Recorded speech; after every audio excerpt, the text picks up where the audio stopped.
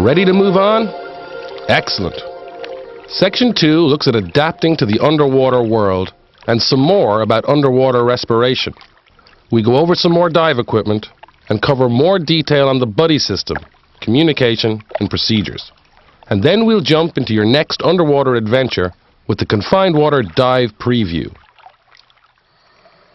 During your first confined water dive, you probably noticed that underwater, light, sound and heat act differently.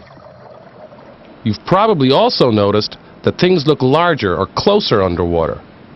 This is because of refraction, when light changes angle slightly as it goes from water to air, causing about a 33% magnification. Water also absorbs and reflects light, not only making it darker underwater than above, but absorbing color as you go deeper. First you lose red, then orange, yellow, green, and finally blue at the greatest depths. Water also affects sound. You'll hear things, but it's often difficult to tell where they're coming from. This is because sound travels about 4 times faster in water. Obviously, you won't be talking underwater, but you can still use sound to get your buddy's attention. You've probably noticed that you chill faster underwater than in air. Water conducts heat about 20 times faster than air, so comfortable temperatures in air are too cold in water without protection from a wetsuit or dry suit. Left unchecked, heat loss can lead to hypothermia, a serious condition in which your body cools so much it can't function normally. Continuous, uncontrollable shivering is your body's signal that you've lost too much body heat. No matter what kind of exposure protection you're wearing, if you begin to shiver, end the dive immediately and seek warmth. If you've ever tried to run in waist-deep water, you've experienced how its density resists motion. To save energy and avoid getting out of breath while diving, you want to swim slowly and steadily. Avoid rapid, jerky movements, which waste energy and make you use your air faster. Your profile affects this too. You want to be streamlined and horizontal to reduce drag, with your gauges tucked in close and with proper weighting. Dangling gauges add drag, bash and damage themselves, and can destroy aquatic life. Too much weight drags your hips down, disrupting your streamlining because you're not horizontal in the water. Learn to pace yourself, take it easy and relax while diving.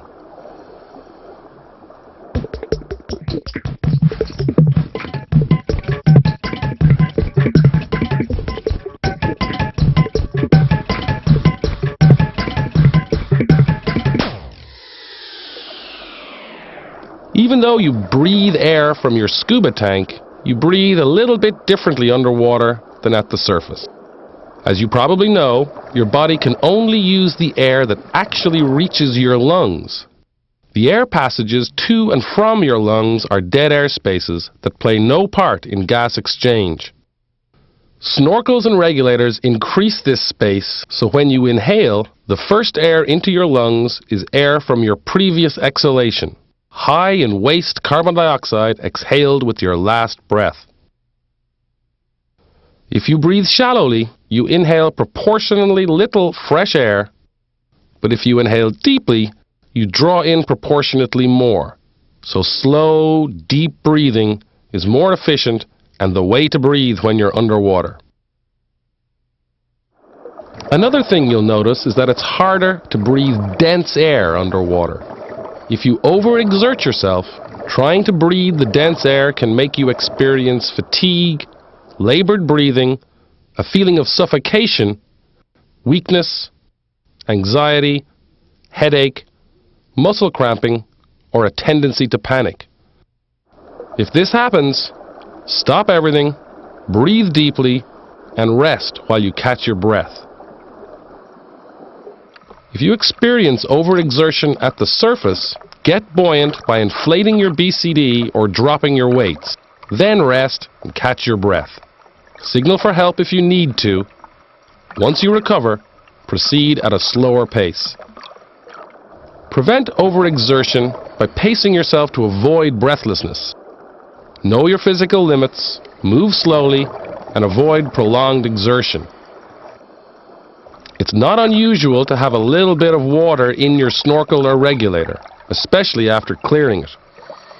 Using airway control, you can breathe past this water by inhaling slowly and cautiously and by using your tongue as a splash guard to keep water from entering your mouth. After you get a breath, exhale sharply to clear the remaining water. If you accidentally inhale some water, you may cough and choke a bit.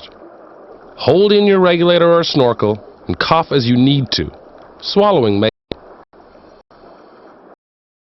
Your breathing goals underwater are to always breathe slowly, deeply, and continuously when using scuba. Strive to develop airway control.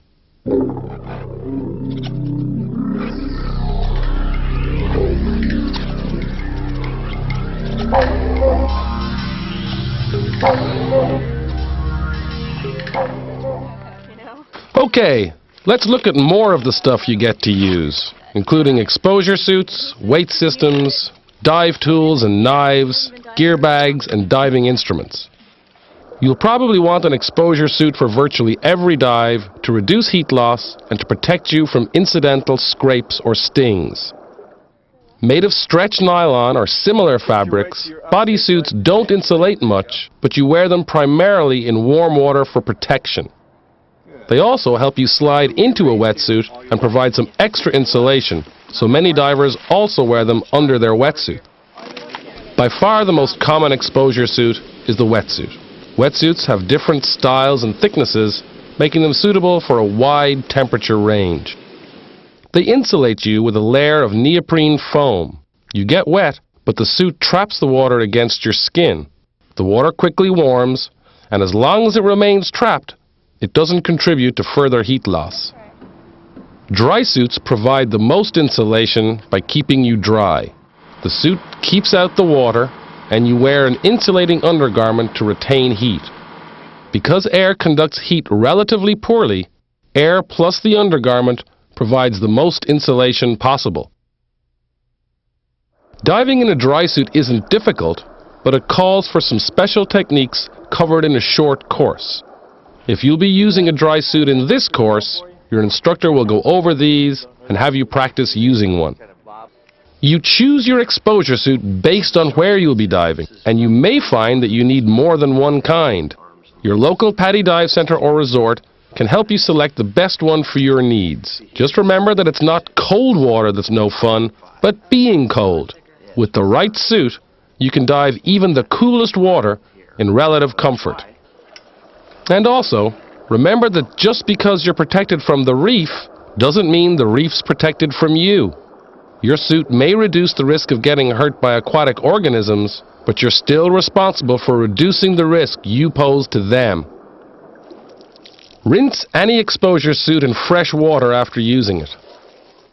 Dry the inside, then the outside, and store it in a cool, dry place. Lubricate zippers according to manufacturer guidelines. Store wetsuits on large, wide hangers, not thin ones like wire. You typically store dry suits rolled up in their bags.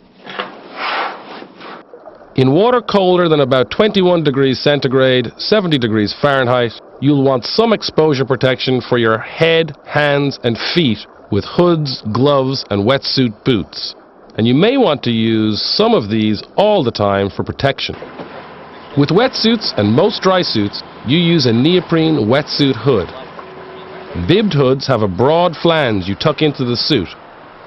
Some dry suits don't have a place to tuck a bib, so you use an unbibbed hood. You wear a hooded vest under a wetsuit to provide extra insulation for your torso. You can also get jackets with attached hoods. In cooler water, wetsuit gloves keep your fingers from becoming numb. In warmer water, you can wear thinner reef gloves for protection with more dexterity. But keep in mind that gloves don't give you a license to touch anything you want with abandon. You can still get cuts or stings through gloves if you're not careful. Many divers wear wetsuit boots even in tropical water because they provide some foot protection as well as warmth.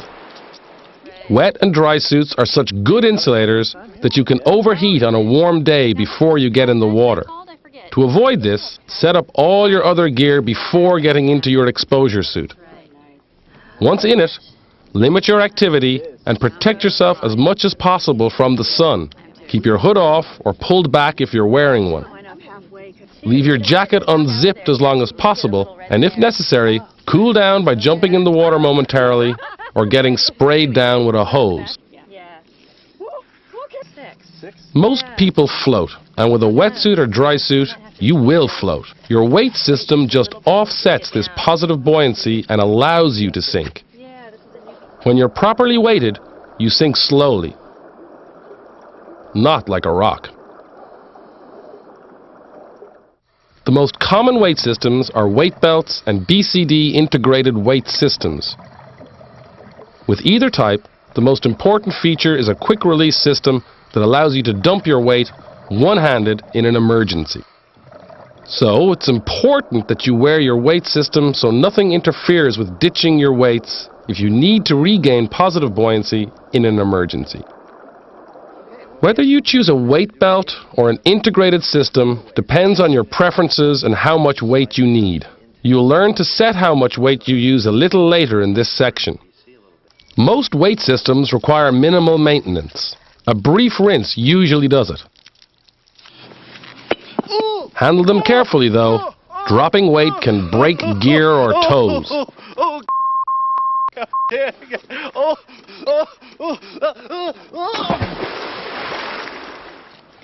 Scuba units with weight systems don't usually stand well, so lay them over so they don't fall. Let's go over the options you have in alternate air sources. Hopefully, you won't ever need it, but just in case, you should always have one. An alternate air source is any second stage you may use other than your own primary second stage to ascend while breathing normally. Most alternates require your buddy's help. The extra second stage, sometimes called an octopus, typically has an extra long hose to make it easier to use.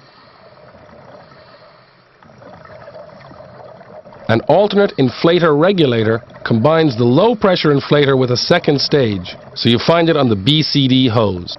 With this alternate, your buddy gives you the primary second stage and switches to the alternate inflator regulator. From the first confined water dive, you're already familiar with the low pressure inflator. The inflator comes standard with your BCD unless you opt for an alternate inflator regulator which your dive center or resort installs for you. When you invest in your BCD, your dive center or resort will connect the inflator hose to your regulator first stage. Be sure to rinse the low pressure inflator thoroughly after each use, along with the rest of your BCD. You carry a dive knife or dive tool, so you've got a practical tool at hand in case you need it for an emergency as well as for convenience. Take care of your knife by rinsing it in fresh water after each use and by carefully sharpening and cleaning it as needed according to manufacturer instructions.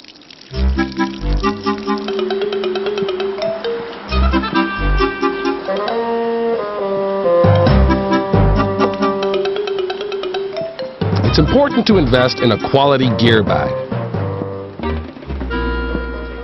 Choose one made from heavy-duty fabric that will hold all your gear except your tank, weights, and dry suit if you have one.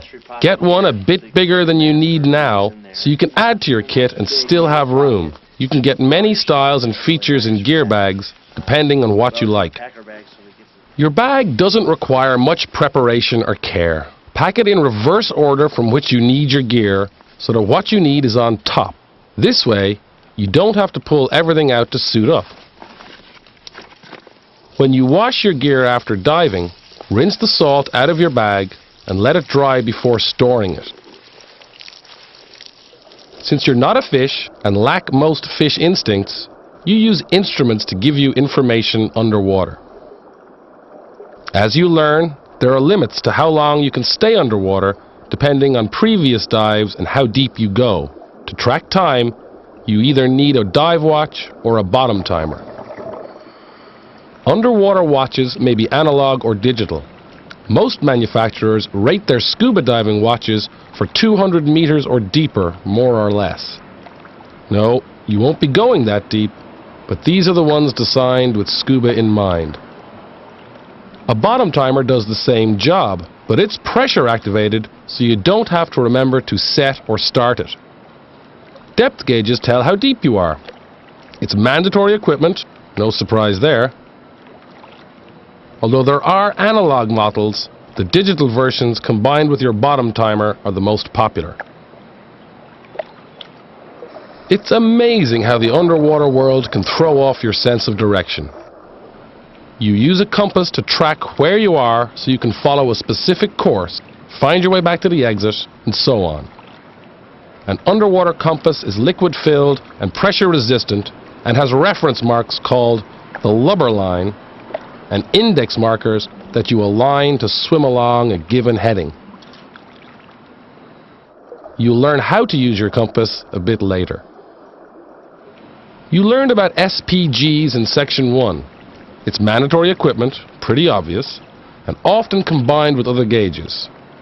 For one, it may be part of an instrument console, which packages several gauges together. Consoles put all your information in one place,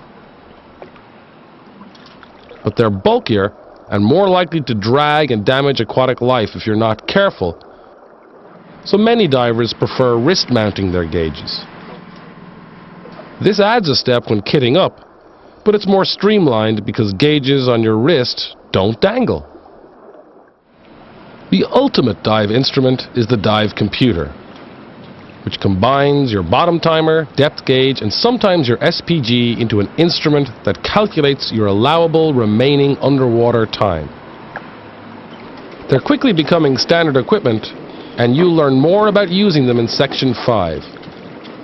Your PADI Dive Center or resort can help you choose a computer or other instruments that suit the kind of diving you'll be doing. Your primary maintenance for all instruments is, you guessed it, washing them thoroughly in fresh water after each use. But also, treat them carefully. They're precision instruments, so avoid banging or dropping them and avoid prolonged sun exposure.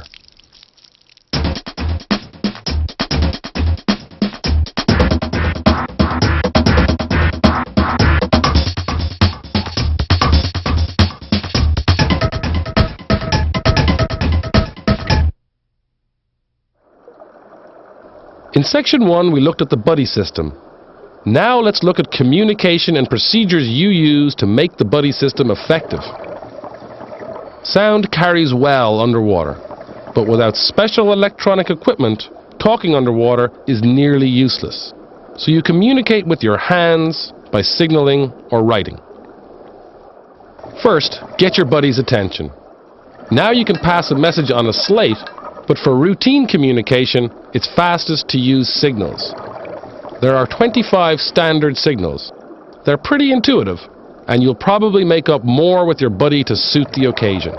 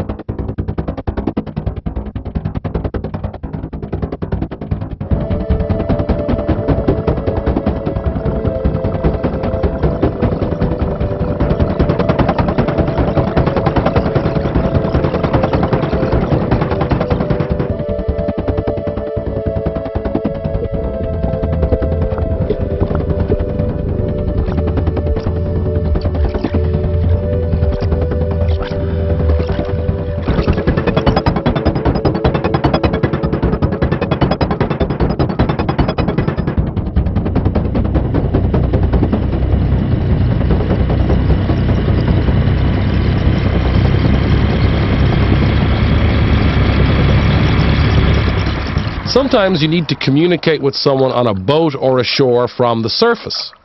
As you just saw, waving means help, so don't greet someone that way. To get attention, carry a whistle on your BCD inflator, where you can reach it without having to dig in a pocket. When you're in rougher water in particular, an inflatable signal tube makes it easier for the boat to spot you amid the waves. When diving with your buddy, you want to plan your dive together. There are 9 points to discuss and agree on. First, agree on appropriate entry and exit points and techniques. Then, agree on the course to follow, along with depth and time limits. You should establish and review communications and decide on a returning air pressure. Discuss how you'll stay together and also what to do if you're separated. Go over emergency procedures and agree on your dive objective. Plan your dive together and then dive your plan together. Before each dive, run through each other's equipment using the pre-dive safety check. Use the phrase, begin with, review and friend, to help you remember the checks. Start with begin, B, BCD. Check operation, adjustment, and that the inflator's hooked up. If appropriate, be sure it's partially inflated for the entry. Width, W, weights. Check for proper weighting and that the quick release system is free and clear for ditching with a right-hand release. Review, R, releases. Make sure you and your buddy are familiar with each other's releases and that they're secure. And, A, air. Confirm that you have enough air for the dive, that your valves are open, and that you know where to find and how to use each other's alternate air sources. Friend, F, final OK. Give each other a final inspection, looking for unsecured gauges, missing or out-of-place gear, and so on. Make a habit of performing this check. It goes pretty quick once you know it. During the dive, stay close to your buddy. It's easiest if you agree on who will lead, where you're going, and what to do if you get separated. The rule of thumb is to look for each other for no more than a minute and then reunite on the surface. But you may modify this if conditions, such as current, warrant. Anyway, the point is it's your responsibility to stay with your buddy and follow the rules, guidelines, and recommendations for each other's safety. No one can do it for you.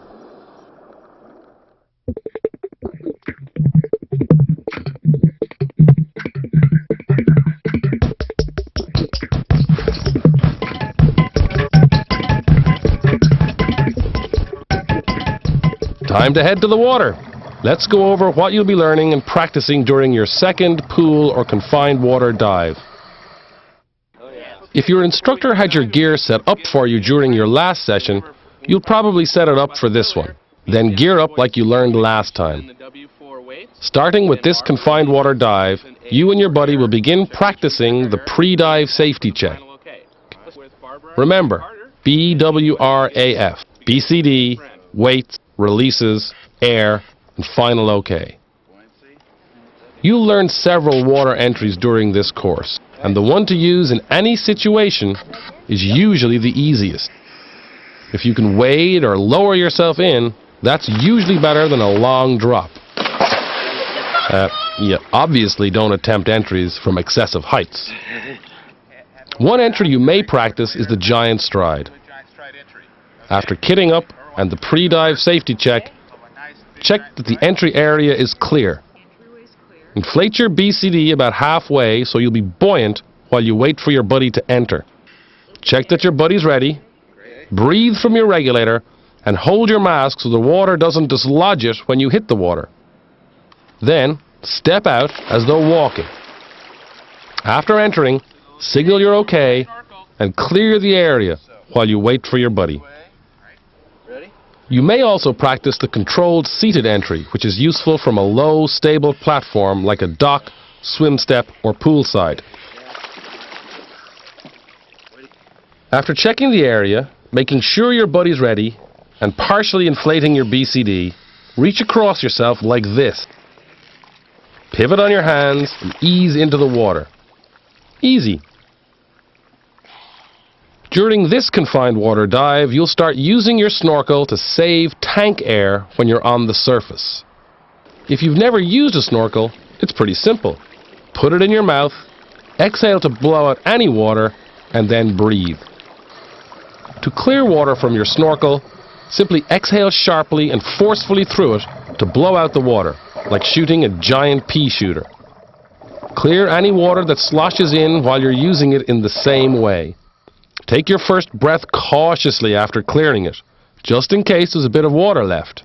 You can breathe past the water by inhaling slowly and letting air bubble through until you've got enough air to blow out the remaining water. Commonly, you'll snorkel on the surface to save tank air until you reach your dive site, then switch to the regulator and descend. At the end of the dive, you'll switch back to snorkel and swim back to the boat or shore.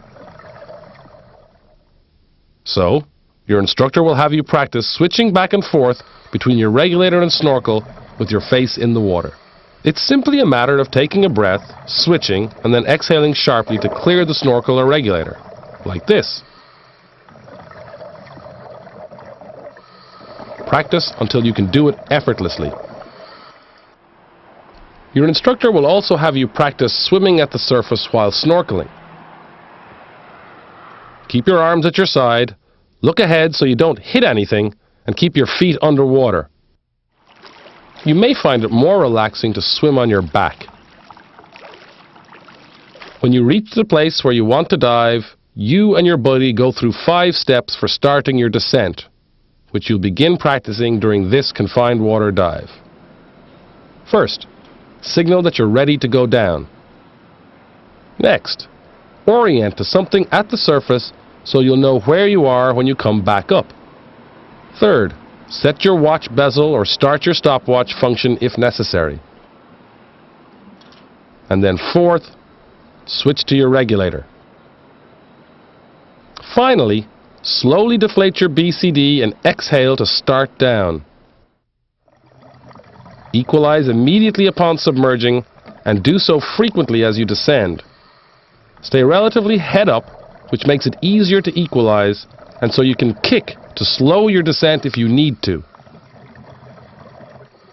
It doesn't happen often, but you can lose your mask underwater. Just in case, you'll want to practice breathing without a mask while keeping water out of your nose. It sounds harder than it is.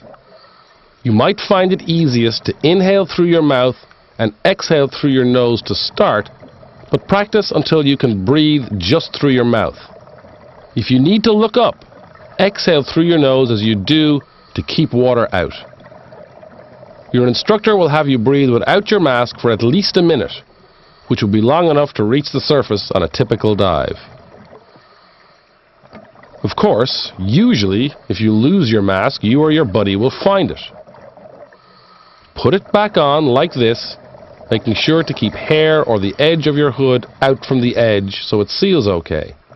Clear the mask and replace the strap, or replace the strap and then clear it. Whatever works best for you. If your BCD or dry suit inflator were to stick open, it would inflate your BCD or suit, possibly leading to a runaway ascent. To stop this, simply disconnect the low-pressure hose. To simulate a sticking inflator, your instructor may have you hold down the inflation button with one hand while you disconnect the hose. If you had to disconnect your inflator hose, or if you had no air in your cylinder, you'd have to inflate your BCD orally. During this confined water dive, you'll practice doing this at the surface, like you would to stay afloat. Simply take a breath and blow into the BCD hose mouthpiece while opening the same button you used to deflate. Blow in about 2/3 of your breath and release the valve button. Repeat this until you float comfortably, and note that you can save energy by letting your face go under while you blow into the BCD, and then lift your face for the next breath. This is easier than fighting to keep your face out the whole time. During this dive, you'll get to set your weight so you don't use too much or too little. Here's what you do.